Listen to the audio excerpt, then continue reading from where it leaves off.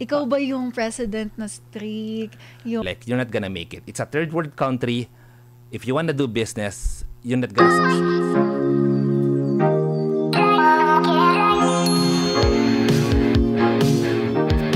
Alright mga ka-partners, nagbabalik na po ang programang Patok, may oportunidad sa bawat katok. Ayan, kami pa rin po ang inyong katok. Ako po si ka-partner Jillian. At ako naman po si ka-partner Andrea. Ayan, at sabi po namin kanina, meron po tayong makakausap at makakapanayam muli patungkol po sa pagnenegosyo, mga business success stories at mga inspiring po na mga kwento tungkol po sa pagnenegosyo. Kaya ka-partner Andrea, ipakilala mo na ang ating second guest. Ayan mga ka-partner, kung kanina naman nasa health, ngayon naman deserve natin na magbakasyon. So yan mga ka-partner, isang kwento ng tagumpay na nagsimula sa simpleng bakasyon para sa pamilya, pero ngayong naging world tour experience sa loob lang ng isang araw. Imagine visiting the Eiffel Tower, Statue of Liberty, Burj Khalifa, without leaving Cavite, without leaving Philippines. Behind this visionary idea is a leader who turned doubts into dreams and a businessman with a mission to inspire. Let's welcome the president of Torres Farm Hotel and Resort, Mr. Eric Bailosis. Ayan. Welcome po. Welcome po sa Patok, sa DZAR ka-partner Eric. Ayan, Thank you. before po tayo magsimula, mayroon po kayong pagkakataon po na i-shout out at batiin po ang lahat po ng inyong mga friends, families, and mga ka-team. Alright, hello everyone. Just wanna greet you. Magandang tanghali sa Yes. lahat. And thank you for inviting me here in your show. Our pleasure po, partner. Partner Eric. Partner, yes. Yeah. Okay. So we're gonna call you partner as well. Okay. So, how's life po? Kamusta po ang ating negosyo? Kamusta po yung ating event dito sa Manila? At bago po tayo formal po na magkwentuhan about sa inyong negosyo, itong Torres Farm. Ayan, Yes. so kamusta po ang inyong event?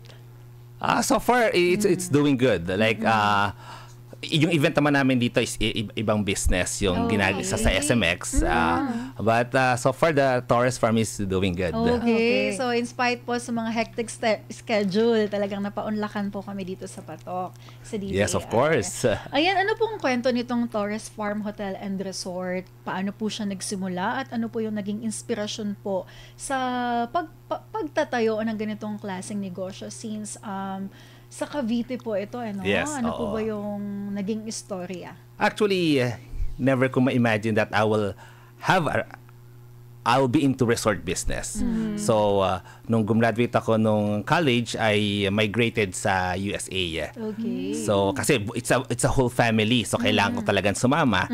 Then, I worked there for 11 years sa isang Japanese restaurant. So, I'm a waiter. Okay. Then, Yung nagsasabi ng irashaimase. yes, irashaimase. Welcome to relate. Benihana. So, that's Okay. that's where I worked for 11 years in Cleveland, Ohio. Then, doon ko na rin actually na-meet yung wife ko na Russian wife. Then, after on the 11th year, I decided na I wanna move back to the Philippines and do business. So pagdating naman namin dito 2012, hindi naman right away nakuha ko agad yung Torres Farm. So actually I'm a real estate broker. Okay. Then for another 4 years, then sakto nung may nabenta kaming property ng family, we invested in Torres Farm. Okay. We put like one swimming pool and we put like an 8-room accommodation for my actually tito na galing sa Amerika. Kasi pag umuwi sila sa Philippines, wala silang mastayan. So, nagpalagay kami ng 8 rooms. Then, doon sila nag-i-stay pag umuwi sila. Then, syempre, pagbalik nila ulit sa Amerika, wala na ulit tao doon. So, we decided na to put it in public. So, we get some guests. So, doon nag-start si Torres Farm. 1 swimming pool and 8-room accommodation. That's 2016. Okay. So, from 2016 until now po yung operation po ng inyong Yes. So, hospitality business. yeah, so from one attraction, now we have 40 different tourist attraction 40. and we have 6 swimming pools. Laki na, Yes. no? So, unti-unti namin siyang in-expand. Ano po yung challenge when you're running a team resort? Malaki ba yung competition? Ano yung naging competitive edge po nitong Torres Hotel? So actually nga, nung tinayo namin yon, ang inisip namin, bakit pupunta ang mga taga Manila sa aming resort? Especially, we're south of Cavite. Malayo na kami sa Kabihasnan. We don't have a good beaches in Nae Cavite. So ano yung kailangan namin gawin para puntahan kami? So yun ang ginawa namin. Instead of building one big swimming pool, we decided to put pocket pool, but let's put it attraction. Let's put it like the first one we put like is the Japan Villa, which we have a pocket pool and the Greece area. So nagkaroon kami agad ng 3 bansa, kumbaga. Then nakita namin na nagustuhan ng tao na parang naging Instagrammable yung aming resort. So doon na namin sinimulan lagyan ng different replica ng iba't ibang bansa. Wow, yun yung naging unique at naging competitive edge po ninyo. Kasi kung hindi ako magiging unique, why go to my resort, di ba? Pero ito, paano nyo po minarket? I mean, syempre, mga Filipino po ang target po ninyo ng mga kliyente. I mean, yung incorporate Filipino culture po pagdating po sa ganitong klaseng konsepto ng negosyo. Actually, nahirapan din ako mag-market, especially I don't have the budget to spend. Kasi nagsisimula lang kami. Ang ginawa kong strategy is like I know some people in the industry na, shooting kayo dito sa amin. For very minimal amount. Then I also, mga vlogger that I give them free stuff. So, doon nagsimula. So, naging maingay siya because of those celebrities and vloggers na stayed in a resort. Yes. Ganun talaga, no? Pag nagsisimula yung negosyo.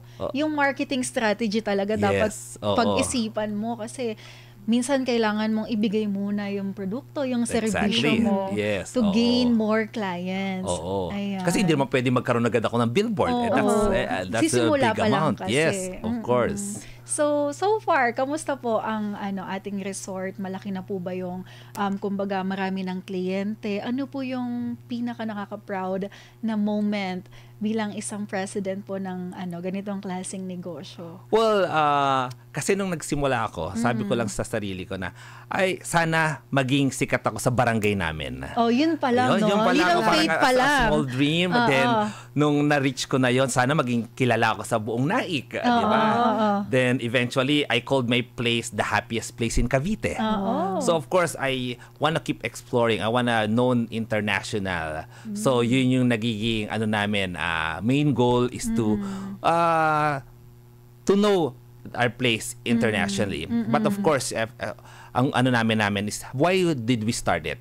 Kasi ang ginawa namin is we know how much to travel. It's expensive. And hindi siya kayang i-afford ng just a regular Filipino citizen. So, sabi namin mag-asawa, what if like we do replica?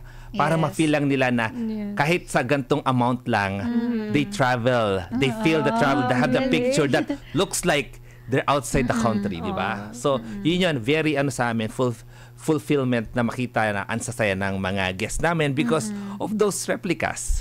Kasi kapag owner ka tapos nakikita mo yung reactions, yung reviews ng mga kliyente, ng mga bisita sa resort, talagang fulfilling siya as an honor, di ba? So, ayan, ito since ang digital world na tayo, more on innovation, di ba? Nowadays, nasa modern era na. Course, so, ayan, how do you encourage innovation with your operation, especially sa resort?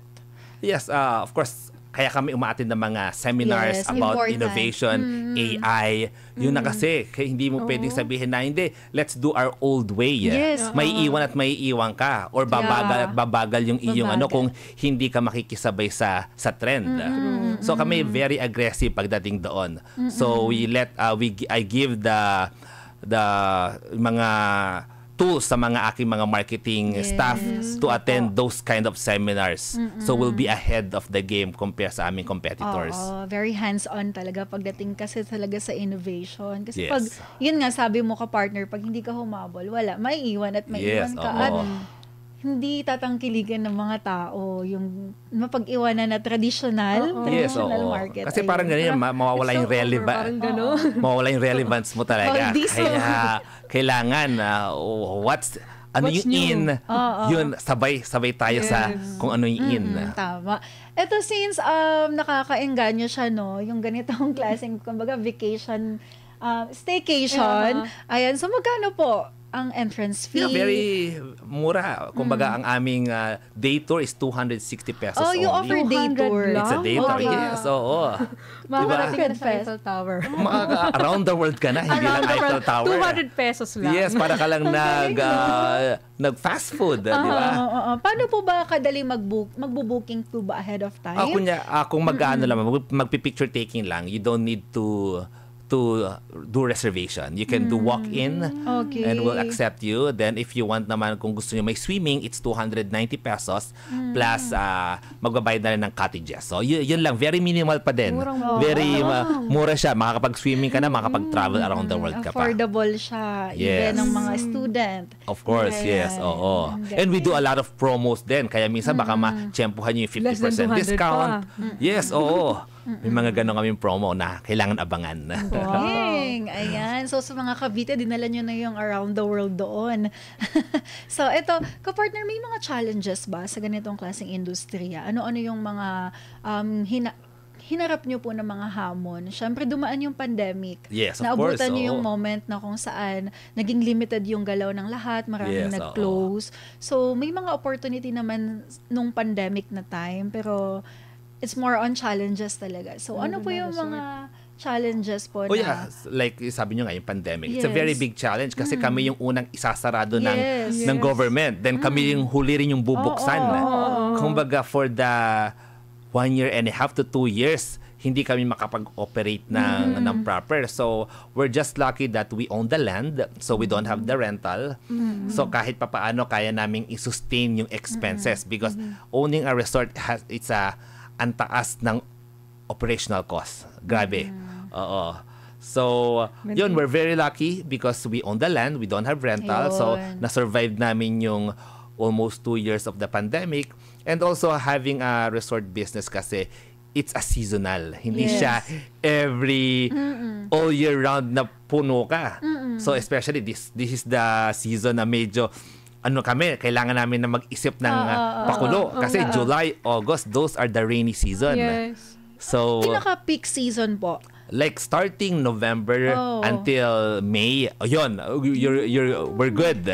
Pero yung July, August, September, Tag-ulan kasi yan. yun, oo. But we're very lucky din kasi may tinatangkilik na rin kami ng mga field trip. Ayun. Kumbaga, it becomes an educational tour kasi yung aming area. Kumbaga, natututo yung mga student, anong mga bansa yung, yung mga replica sa iba't ibang bansa. Yes, so, Ang galing, no? Ito ka partner, Eric. yes. Meron po kayong business mentor or may role model po kayo sa pagtatakbo po ng negosyo?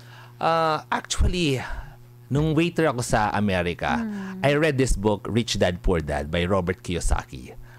And that's the time yung mind ko na I don't wanna be an employee anymore.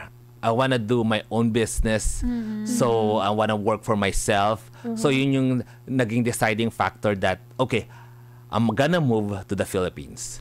Kasi nagtry akong magnegosyo sa Amerika but it's so hard. Siguro, Yes. number one, hindi rin ako American. So, it's harder for me to get clients. So, nung hindi nag-success yung real estate business ko in America, I moved to the Philippines. So, I thought like it will be easy for me actually. But of course, it's a 1-year struggle din. Kumbaga. But of course, try harder. Yes. So, eventually, there's a light on the tunnel. Yeah, so it's Robert Kiyosaki. The book of Robert Kiyosaki is the one made the decision. What was the title? Rich Dad, Poor Dad. Poor Dad. Okay. Yes. Oo. Noted. Oo. Then now, I follow other mga mentors Okay. like Brother Bo Sanchez. So, John Maxwell. Oh, yun. Yes. Yun naman po. Pero sa naman po, paano po kayo nag-handle naman po ng mga feedbacks? Like positive, negative feedbacks po sa yung sa inyo pong business? Yes, of course, hindi naman natin 100% mapiplease Yes. every Yes. people, di ba? So, sometimes, yung negative comment nila, tanggapin na natin as constructive criticism. Yes. Baka pwede mong mabago. Baka may point naman yung guest para mas mapaganda yung resort. Yes. So, ganun na lang yung aming mga thinking with me, my managers. Like, let's listen to our customer, ano yung hinaing niya, and let's do something. Baka may point naman kasi yung negative comment na yon. Tama. Ito ka, partner Eric, when we're talking about as a president, how do you manage your staff? Ikaw ba yung president na strict? Yung... No. Kasi I can tell na parang napaka-chill and cool ni Sir Family. kausap. Parang- Paano mo sila manage and how do you train them? Yes. Actually, yes. I'm not that kind of president na very, alam mo yun, Strong. every na nakikita, very strong. I'm the chill one. Gusto ko diba? parang I told you. mga kaibigan ko yung mga employees ko. Yun, executive assistant ko nandito. So, I'm the chill president. So, kailangan ko lang magkaroon ng mga employees na sila yung magiging parang the bad guy. Kumbaga, not the president. Let those managers will do the strictness. Hindi kasi pwedeng everyone in your group is nice. Doon ka take advantage. Yun, tama. So, kailangan talaga meron strict pa rin sa doon sa structure namin ng organization. Tama, no? So, ano yung mga future plans yung nakikita nyo po sa inyong negosyo 5 years from now, 10 years from now? Ano yung pinaka long-term goal po nitong inyong Torres Farm Hotel and Resort? Oh yeah, so we need to keep again innovating. So we're Yes. planning to put amusement park rides in the Amusement. resort. So May rides may na rides ngayon. na. yes, so para mabuo na namin yung ano ng Torres Farm para for kids until senior mai-enjoy nila yung resort namin. Wow. Parang panlaban sa... Oo, Hindi ko yung na mga, sabihin yung ano, ano. Well, very minimal man. Hindi naman siya yung malakihang ride. It's good for 10 years old and below. Yes, okay. there we go. Galing. Ayan. So, kapartner ito, maraming mga aspiring entrepreneurs. Yes. Alam naman natin yan. Dito sa Pilipinas, parang marami nang nagve-venture from being into corporate, nagve-venture na sa business. So, Yes. ano po yung piece of advice po ninyo sa mga aspiring entrepreneurs, especially dun sa mga young ones na gusto magnegosyo pero wala pang sapat na kaalaman, may mga hesitation kasi hindi nila alam kung ano yung magiging result Yes, ng oo. risk na tatahakin nila. Yes, sa akin naman, number one, na inaano ko lagi, kahit sa mga staff ko, ignore those naysayer. Naysayer is someone like, magsasabi sa'yo na you cannot do it. Kasi gano'n na nangyari sa akin nung nasa States ako, nung sabi kong uuwi na ako sa Philippines. One of my family members say like, you're not gonna make it. It's a third world country. If you wanna do business, you're not gonna succeed. So, Yes. instead of inaccept ko siyang as ma-demotivate ako, I make it it A makes challenge. fire. Ah, Nag-fire okay. sa akin na Oo. I'll do everything para hindi na ako bumalik sa Amerika. Kung babalik ako sa Amerika, it's for vacation. Hindi na siya as an employee. So yun yung naging sa akin. Parang until now, even though I prove a lot already, people say I cannot do something. So, pero yun nagbibigay sa akin ng fire, yung challenge. Mas gusto Yes. kong may ganong tao na hindi pa rin naniniwala sa akin. Oo. Oo. Galing, no? Then, yung siguro, the next one is like, you need to have a vision. Kasi kung wala kang vision, you're the captain of the ship. Kung wala kang vision, hindi mo alam kung saan ka tutungo. So, yun yung inaano ko sa mga Walang young direksyon. entrepreneur. If you do a business, you need to have a vision. Hindi pwedeng magtatayo ka lang dahil you want to make money. It's not everything is about the money. Of course, money will sustain the business, Yes. but not everything is just about the money. Oo. Then siguro yung last one is like work hard. Hindi naman yung gusto mo shortcut. I wanna make a million next year. How? You need to really work hard. Kasi sa akin, it took me so many years to achieve what Torres Farm now and what I have right now. It takes so many years. Yes. Nakakapagod din. So kailangan minsan hindi na nga minsan isang araw na walang motivation. Nakaka-drain Oo, din. nakaka-drain din. But you need to keep going forward. When I started Torres Farm, I was the pool boy, I was the gardener, I was the manager. I have only 2 employees.